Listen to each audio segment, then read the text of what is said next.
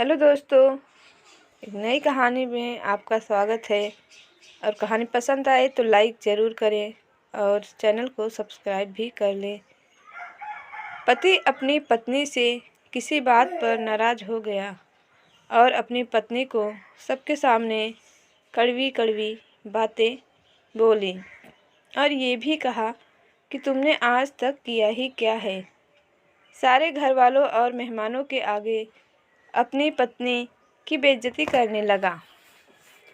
पत्नी अपनी बेइज्जती होते देख कुछ ऐसा करती है जिससे सबके पैरों तले ज़मीन खिसक गई। शादी के 30 साल बाद आज उन्होंने बातों ही बातों में किसी बात से नाराज़ होकर सबके सामने कहा, तूने आज तक किया ही क्या है। सिर्फ घर पर खाना बनाना और बच्चों को संभालना, और वह भी ठीक से नहीं कर सकी। बच्चे भी तुम्हारी सुनते कब है, वो अपने मन की ही तो करते हैं। इतने सालों में तुमने उनको कुछ नहीं सिखाया, तभी इतने बिगड़ गए हैं दोनों बच्चे। अपने पति की ऐसी बात सुनकर आज पूरी रात सुनीता को नींद नहीं आई। सुनीता सोचती रही, रोती रही और बुदबुदाने लगी। सच में मैंने आज तक किया ही क्या है। अगर मैंने आज तक इस घर के लिए सच में कुछ नहीं किया तो अब मेरा यहाँ रहने का कोई मतलब नहीं। कहाँ जाना है पता नहीं, मगर बस अब और नहीं। ये सोचते हुए सुनीता अपने पति विशाल को एक चिट्ठी लिखने लगी। मैंने आज पूरी रात सोचा कि तुम शायद सही कह रहे थे। आज तक मैंने किया ही क्या है। कौन हूँ मैं, क्या है मेरी पहचान। चाहती तो थी मैं भी आसमान में उड़ना, मगर उड़ने से पहले ही मेरे पंख काट दिए गए। सपना देखने से पहले ही सपना तोड़ दिया गया। बाबा ने कहा शादी की उम्र बीती जा रही है। मुझसे पूछे बिना ही मेरी शादी करवा दी गई। बाबा का तो मानो बहुत बड़ा बोझ उतर गया। ससुराल में मेरे लिए हर कोई अजनबी सा था, मगर माँ ने सिखाया था कि अब यही तुम्हारी दुनिया है, यही तेरे अपने। अब से इन सबको ही तुम अपने माँ बाबा और भाई बहन समझना।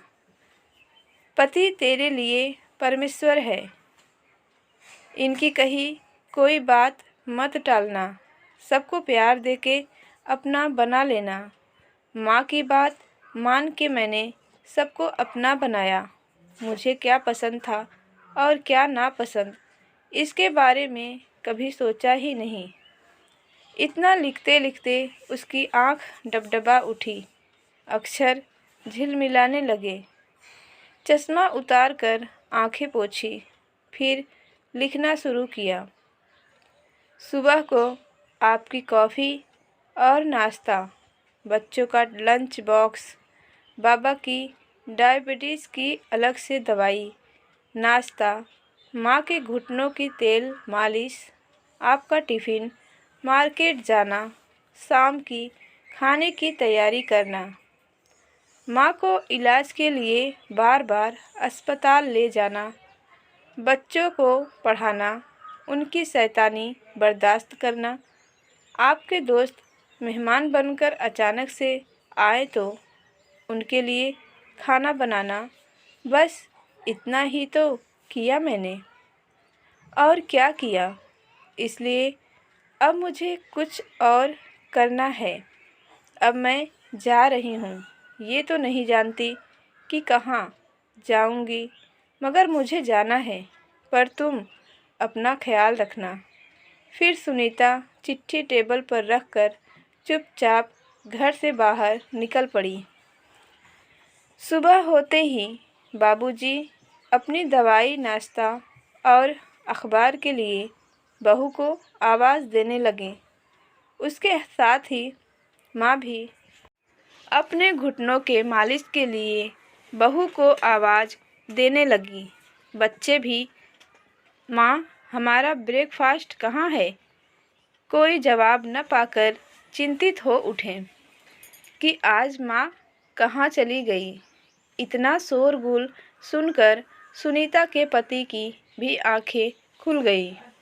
क्या हो गया, यह सोचते हुए वो बाहर आया। इतना शोर क्यों मचा रखा है सुबह सुबह?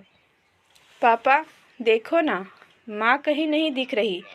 हमको कॉलेज जाने में देरी हो रही है। अभी तक ब्रेकफास्ट भी नहीं किया। लगता है आज भूखा ही जाना पड़ेगा। दूसरे ने कहा, मेरी किताबें भी नहीं मिल रही। माँ तुम कहाँ हो? बाबूजी ने आवाज़ लगाई, बहू ज़रा देखो तो मेरा चश्मा किधर है? माँ आवाज़ लगा रही थी, बहू मेरे मालिश की बोतल और दवाइयाँ कहाँ हैं? सारा घर जैसे बिखरा हुआ था। सुनीता का पति ज़ोर से चिल्लाया, सब लोग चुप हो जाओ, मैं देखता हूँ वो कहाँ है।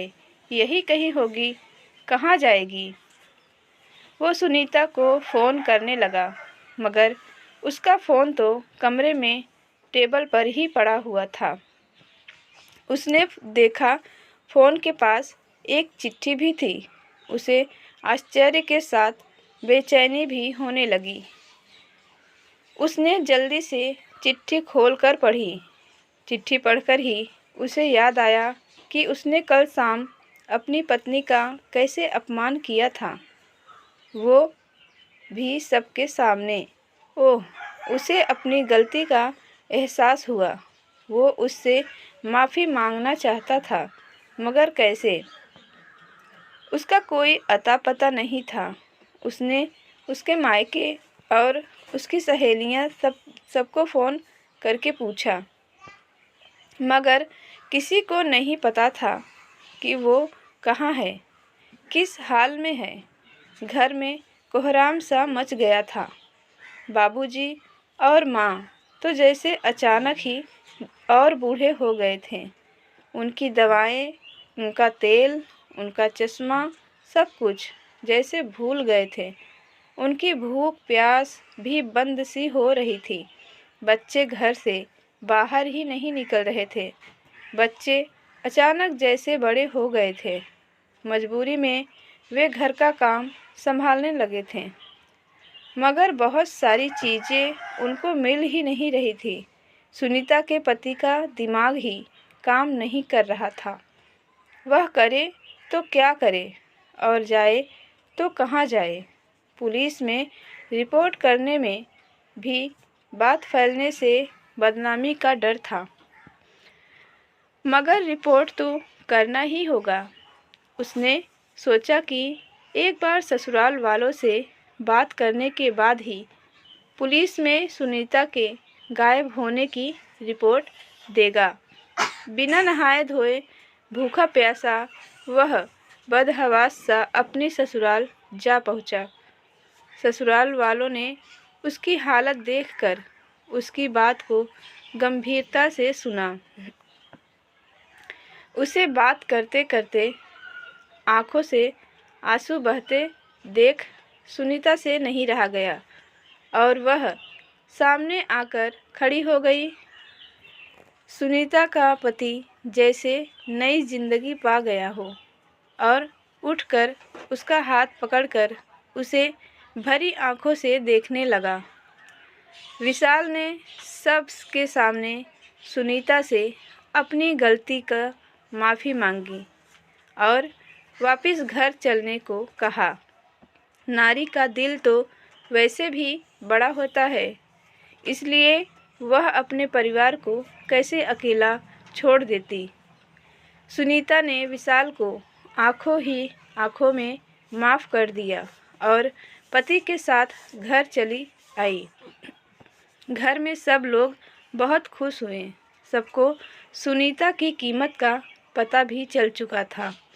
अब सभी सुनीता को काम में मदद भी करने लगे थे। अब सारे काम का बोझ सिर्फ सुनीता पर नहीं था। बच्चे अपनी माँ को काम में मदद करने के साथ ही अपनी माँ का सम्मान भी करने लगे थे। सुनीता के पति विशाल ने अब जान लिया था कि सुनीता ने आज तक जो किया था उसे कोई और कर पाने में सक्षम भी नहीं था। कहानी पसंद आई हो तो लाइक करें, चैनल पे नए हो तो सब्सक्राइब भी कर लें।